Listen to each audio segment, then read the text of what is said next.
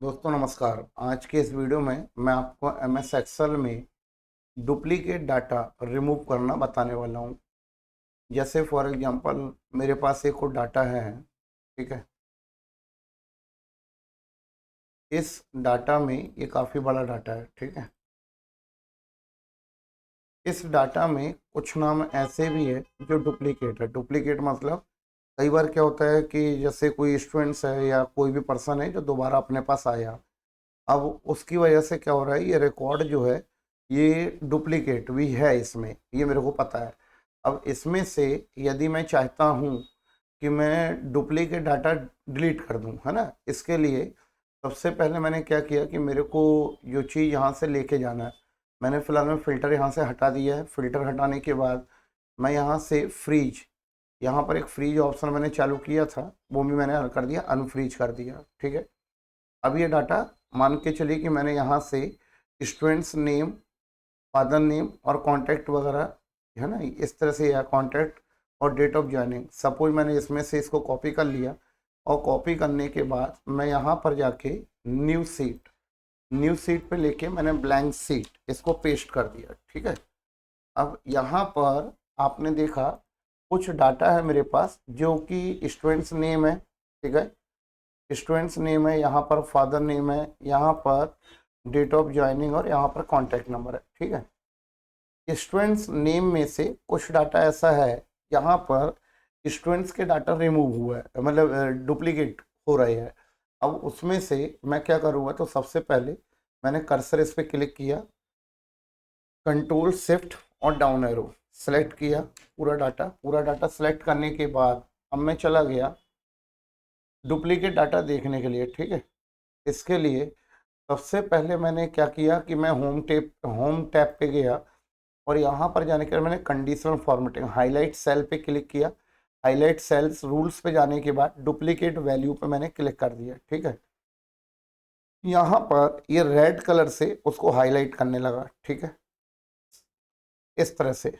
देखा आपने, यहाँ पर जैसे अब ये राहुल साहू है, यहाँ पर स्वाभाविक सी बात है कि आगे भी कहीं ना कहीं राहुल साहू मिला होगा, ठीक है। तो ये क्या हो रहा है, डुप्लीकेट हो रहा है। डुप्लीकेट होने के लिए अब जैसे फॉर एग्जांपल यहाँ पर जैसे मैंने आपको बताया कि अपन यहाँ से डुप्लीकेट वैल्यू पे गए।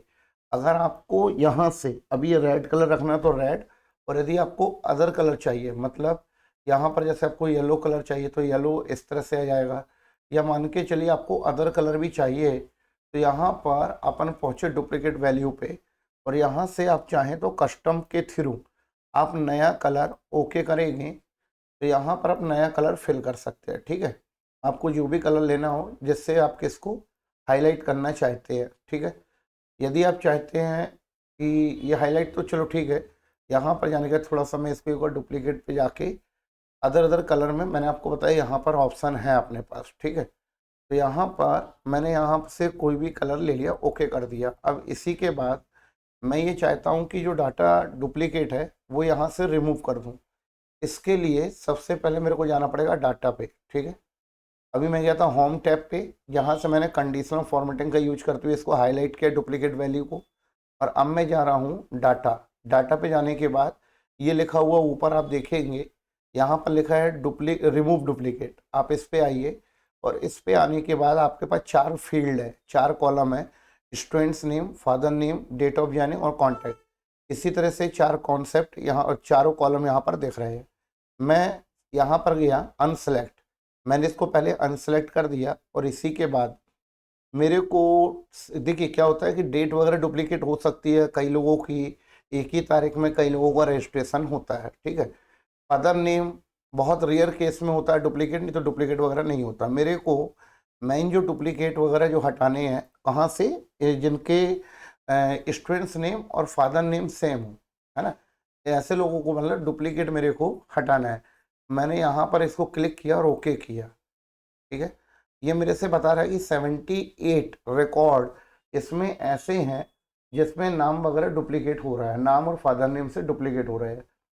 तो यहाँ से मैंने इसको ओके किया, जैसे ही मैंने इसको ओके किया तो यहाँ से वो डाटा यहाँ से हट गया, ठीक है। अभी जैसा कि आपने देखा था, अभी मैं इस वाले डाटा में से, ठीक है, ये न्यू सीट जो आप देख रहे हैं पुरानी सीट में से मैं लेके आया था डाटा, ठीक है। यहाँ से मैं डाटा लेके आया था टोटल, समझ लीजिए 1027। यहाँ से मैं डाटा ले गया था 1027 में से अब ये मेरे पास कितने बचे, तो मैं आपको बताता हूँ। ये बचे आपके 956।